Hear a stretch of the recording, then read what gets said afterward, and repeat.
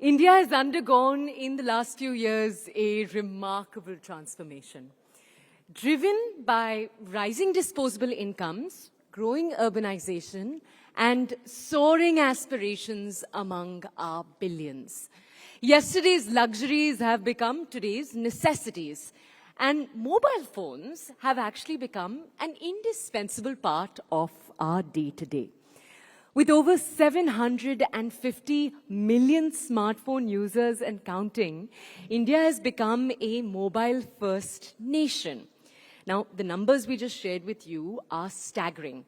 There's also low data costs, high content consumption, and growing internet penetration across the country that have made India a magnet for mobile content creation, content consumption, and of course, AI, artificial intelligence. So, what does any of this mean for the future of mobile technology, for the future of content consumption, and for the creator economy in India? That's the question we're going to be taking a look at.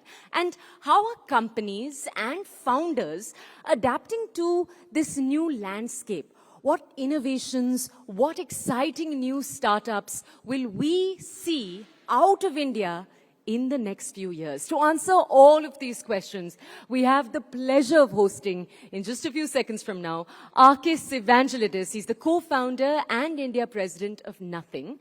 It's a mobile and tech company. We're also going to have with us on stage Siddharth Srinivasan. He's the head of Go-to-Market India, ElevenLabs. Let's welcome them to the stage, and in conversation with both of them, this is going to be a fireside chat.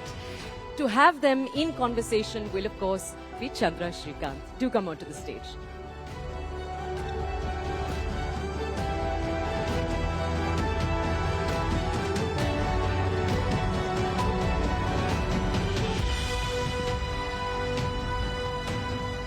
Good morning, everyone. A huge round of applause for Nothing and ElevenLabs, two of the most exciting consumer tech and AI companies in the world.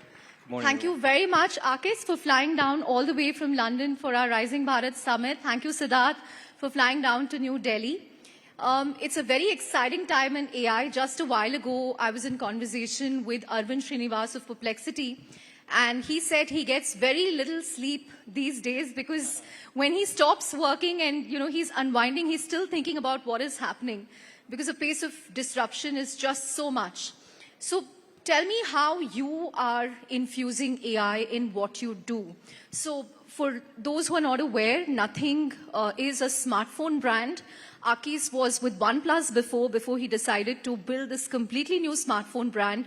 And India is now the biggest market for Nothing. So that's amazing.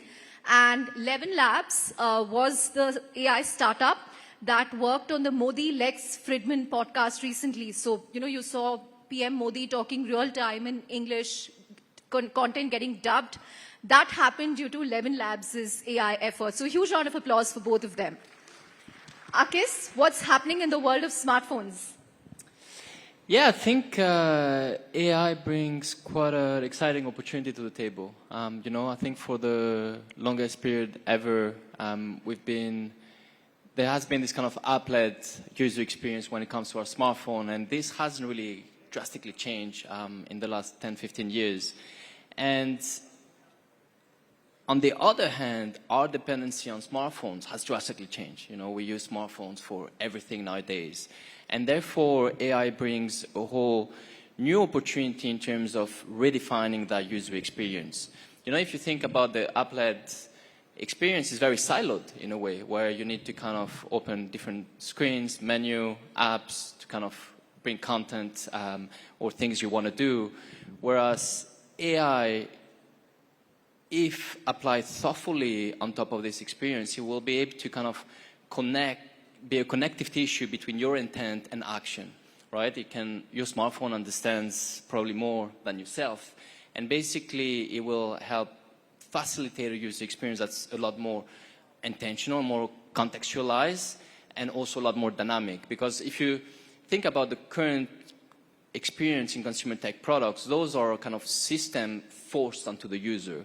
Whereas now we have the opportunity to be building systems that adapt to the users, because the way you would use a smartphone is probably different the way I would use a smartphone or the content I would consume.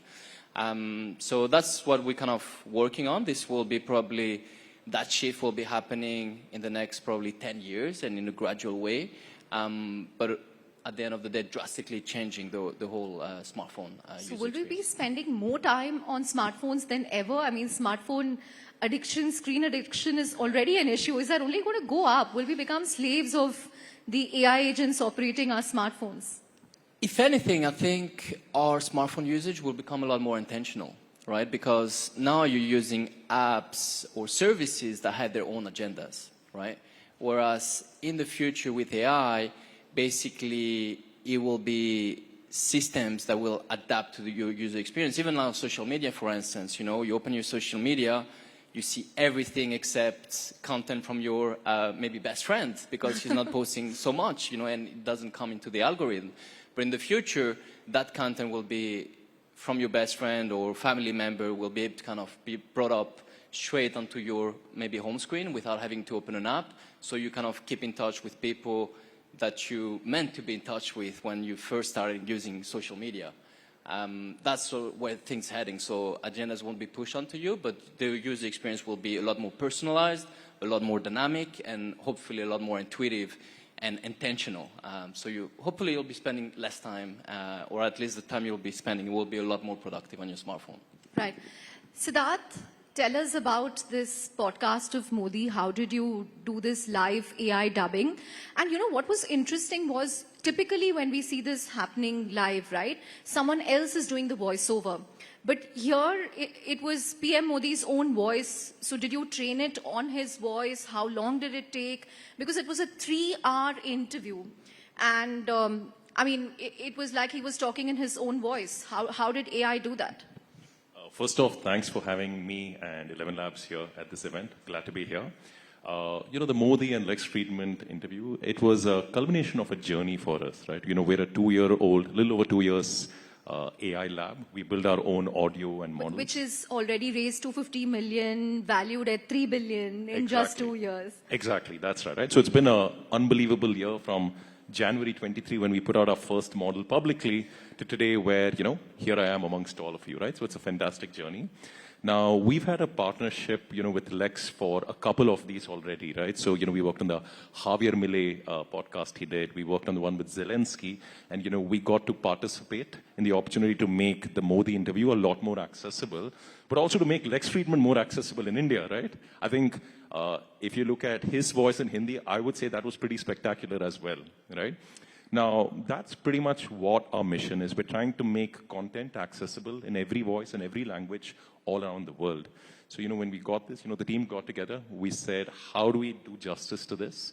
How do we make sure we deliver the best experience so that, in the context of what we just heard from Akis, I think there's the other side, which is also an extension, which is how do you sort of deliver that ultimate personalization? Because finally, content at the end of the day is about connecting at an individual level. We've already seen that journey on the distribution side and content. We've started seeing that to evolving palettes of content consumption when it comes to social media, digital content, and so forth, so on. And now what AI does is it takes that and gives it its next jump, right? And we were able to be a part of that for, something as relevant and important as this. Right. So give us an example. You, me, and Akis are talking right now in English.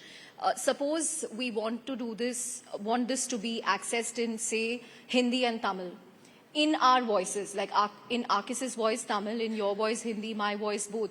How long will it take for you? So the state of the technology is today that later today we could actually have this ready, right? We could... Why don't you do this for us? You could do this if you chose. If you want, after this, we could go create a Chandra voice clone. And Okay, then... that is scary because it can be used in multiple ways. By you. Okay. So I think that's the other part which is important, right? You sort of put the power in the hands of the likeness, IP, voice owner in that sense. So, it's a liberator for you. You have your voice clone, and then you get to choose what the purpose is, and you get to use it in a way which makes sense for you and amplifies everything that you're doing today. Right. So how do you create those checks? Because what if somebody uses Siddharth's voice clone and starts sending notes to employees of ElevenLabs? How do you prevent that? What checks are you putting in place? So, I think we're in a category where from day one, we realize that responsibility has to be a part of the framework, right, from day one. So we've got our own responsibility framework, which is really around moderation, then, accountability, and then finally provenance. So today what we do is, for example, in the Mr. Modi voice clone example, which we just discussed, the average person can't go up onto ElevenLabs platform at least and then start generating clones and, creating mischief with that, right? We don't allow that, right? So we've got processes where as you sort of do this, first of all, you yourself are in the room and consenting. Number two, every generation is watermarked. And third, if there is a need to sort of track back a piece of content out there and verify, A, was it done in ElevenLabs, and B, what was the source of generation, we make that happen the whole way. And so, in fact, that matching, that's a 99% precision plus, right? How many of you would like to have voice clones, your clones of your own voices? Let's have a show of hands. Okay, how many of you are worried that it will be misused? Still a long way to go to gain trust, I think. I agree. But, if you sort of look at these capabilities, we're in something that is maybe 2.5 years old. If you look at this whole category of generative AI, right? So like these things, I think everything is a story of time. Everything's a story of familiarity and comfort and usage. And everything's also a story of private and public entities sort of working together to evolve sort of the new standards, right? And you already start seeing some standards here in the space like C2PA, for example, digital fingerprinting and so forth, so on. So I think this is a journey that society, private actors, public actors go on together to sort of find that equilibrium which makes sense for people at large. Right. Akis, as a smartphone maker, what has the last week meant for you? This whole Trump tariffs has roiled public markets. People are too scared to look at their stock market portfolio these days. But as a smartphone manufacturer, you make in India, you make in China. I think in India you have partnerships with Dixon and BYD India. What has this meant for you?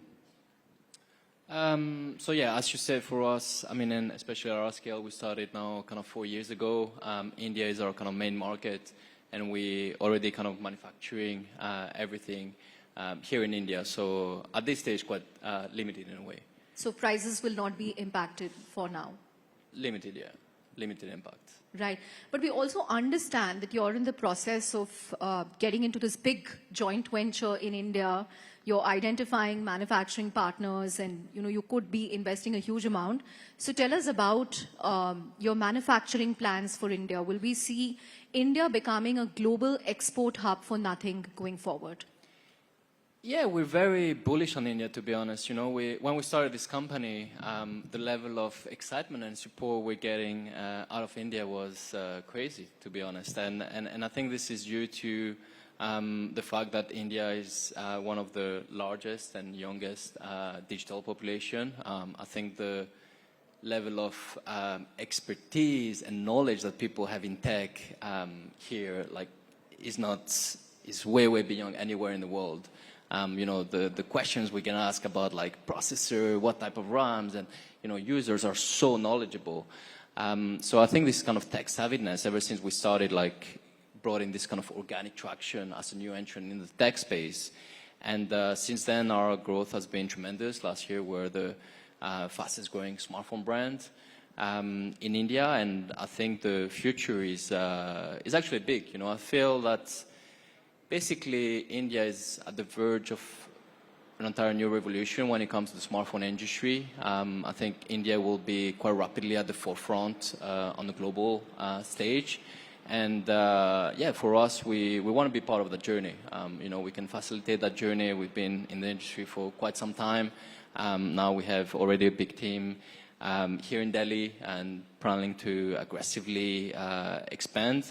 And again, the whole ecosystem, I feel, is very good as well. I think the government with, Make in India, Digital India, Startup India, there's been this kind of foundation in terms of a thriving tech ecosystem that will help to really kind of propel that growth, especially within the kind of smartphone industry. So yeah, we're quite excited and ramping up very rapidly in terms of our expansions plan here, both from an operation standpoint and manufacturing level. Right. What kind of unusual trends have you observed when it comes to smartphone buying in India? You said that, this is your fastest growing market. You've recently taken charge of the India market in addition to your other responsibilities. What has surprised you? Are you seeing demand come in from smaller cities, from, different age groups? What usage patterns have surprised you? So the average selling price is increasing year on year. So I guess this is mirroring the sort of growth of the local economy as well. And I think what people are demanding from the tech, from their kind of consumer tech products, start going beyond pure kind of functionalities. Or for the longest period of time, all the sort of new OEMs entering India were purely focusing on, value for money. Here are the specs. Here is the. Whereas I feel now, and we've seen that shift, and I think that's where why also nothing has been growing. People are buying more and more into experiences and more into aspirational brands. And I think that's where it sort of was the perfect match for a brand like us, because ever since we started has been really focusing on the user experience. Everything we've done has been from a user standpoint, because we started this company because we didn't feel excited about what the market had to offer. So every single product we ship to the market are products we're really proud of and products we'll be using ourselves. And that approach really helped kind of growing quite aggressively in India, and then the whole kind of design aspects, careful attention to things that go beyond the pure functionality of the products. We saw also that there was a lot of interest as well. And yeah, it's been going good so far. Will it be easy for you to break into the US market? Are people kind of bored of Apple there? I think it's another beast. It's another beast. I think we have already a lot to do here in India, and again, we're quite excited in the way that we're seeing India being at the forefront on the global stage of the smartphone industry. And if you think about it, history, there's been a lot of smartphone brands that were born out of the tailwinds of the big economies. It was first Apple with the Silicon Valley. China 10 years ago, we saw like a lot of like brands coming out of China, and we're definitely again quite bullish on the fact that India is next. So I think this is the place to be for the next 5 to 10 years when it comes to the smartphone. Wow, India is the place to be for the next 5 to 10 years. Maybe you should relocate from London soon. In the process actually. Great. Siddharth, voice is emerging as the new interface across smartphones, earbuds, smart home devices. People are very comfortable using audio messages for everything. So how do you see ElevenLabs integrating into that?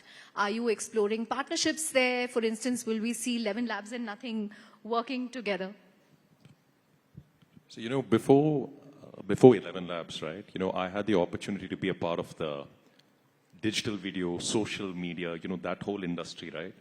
And there you sort of saw, with the advent of the mobile telephony revolution, you sort of saw what might have been decades compressed into 2-3 years, right? Right now, from our vantage point, if you sort of look at what is happening with AI and sort of professional enterprise consumer adoption, it is absolutely staggering. It is staggering. So if you think about it, the breadth of use cases, right?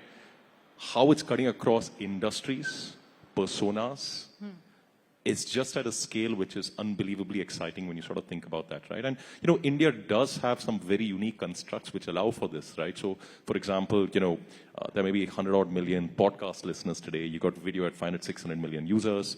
You have maybe 140, 150 million voice interactors with their devices, right? To the point that you spoke. The language, the linguistic, the dialect diversity, all of this is sort of the perfect recipe for this, right? Yesterday, Mr. Modi also talked about how we've got an unbelievably fertile content, podcast, creator ecosystem and media ecosystem in the country, right? So I think that's the perfect set of environment for a technology like us to really sort of find its home, and that's what we sort of see, right? So I think about this, let's say, 6 months, 1 year, 2 years down the line, what do I think will play out? India, which already is, will continue to probably be one of our highest user and usage markets, number one. Number two, we have moved from the phase of sort of people experimenting or just sort of coming in to figure out, wow, this is new, to folks now really doubling down on use cases or trying to figure out, hey, this is where my imagination is. Can I scale the technology into that, right? I think a year from now, those things would have proved to be true, and you will start seeing populations scale at that. That is true. And the third, the way we go to market will surely evolve in that sense, right? Today, we've got great online distribution. I think about 70% of our distribution today is by repeat visitors coming to our website and then accessing our technology, right? And we're in the process of setting up, other partnerships, other modes of taking our technology, partnering with big companies and going to market. So yeah, a lot of exciting things in the works in that sense. Final 2 minutes. So Akis, tell our audience how you use AI every day, and one tip, how can they use AI to kind of be more efficient, be more productive? Very quick, one minute each.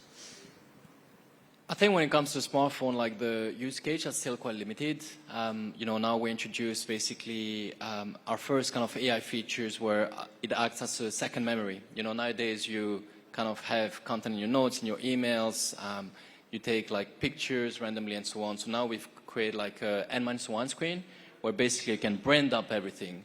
And hopefully this will help you kind of trigger more and more kind of proactive actions. So this is a kind of the first step, but then gradually I hope our role will be, because there is a lot of, like, for instance, the privacy concern. I think this is due to the fact that the user hasn't yet been educated or seeing clear use cases which benefit them.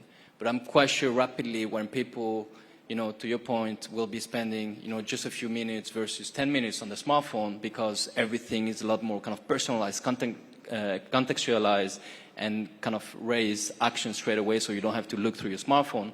I think people gradually will be less worried about the whole kind of privacy because they will see so much added value to the user experience. So I think it's going to be more for our work to hopefully bring those experiences in a very intuitive way and seamless, and hopefully get people to see the value. And this is what we're doing at Nothing at the moment, really anchoring in specific use cases and gradually ramping up all our AI products and features. Right. Final 20 seconds, Siddharth. How do you use AI? Well, our entire go-to-market machinery has AI embedded in it today. Today, before sort of coming to this event, I used AI to sort of prep for this panel. Okay. And yeah, as an AI lab, I think the most important thing we do is put Studio Ghibli-like photos in the hands of people and voices. Great. On that note, a huge round of applause for Akis and Siddharth. Thank you very much. Thank you.